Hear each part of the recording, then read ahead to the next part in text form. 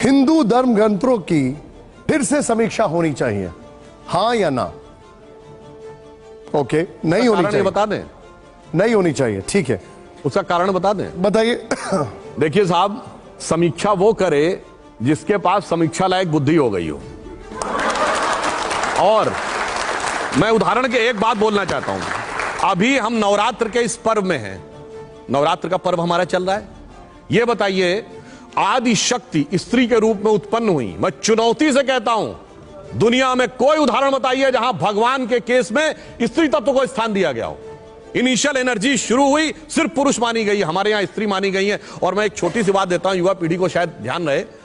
आपने कभी ध्यान दिया कि यहां 9 दुर्गा के रूप हैं? हमारे यहां बहुत सारे देवता हो तो अलग हैं, दुर्गा में भी 9 रूप हैं।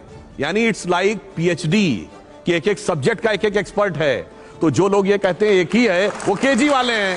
अब ये कहना वो हुआ कि केजी पढ़ा कोई कहे कि पीएचडी वाले की समीक्षा होनी चाहिए तो मुश्किल है। वैसे मैं एक इंटरेस्टिंग थोड़ा समय लेकर बता दूं, एक लाइन बता दूं।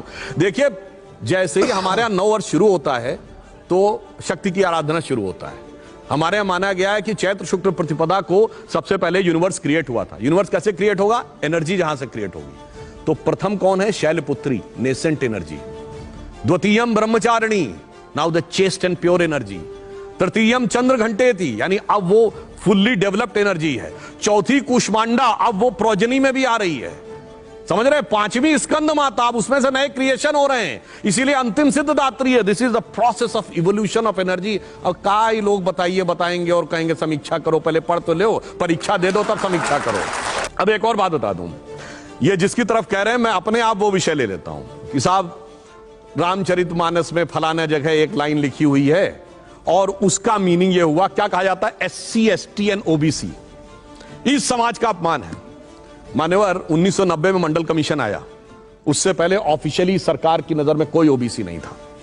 1960 के दशक से पहले OBC वर्ड ही नहीं था। मतलब जो चीज ही 60 साल पहले नहीं थी, 600 साल पहले चेम थी जाके। SC वर्ड 1937 में आया, यानी 85 साल पहले, वो भी 500 साल पहले जाके चिपका दिया।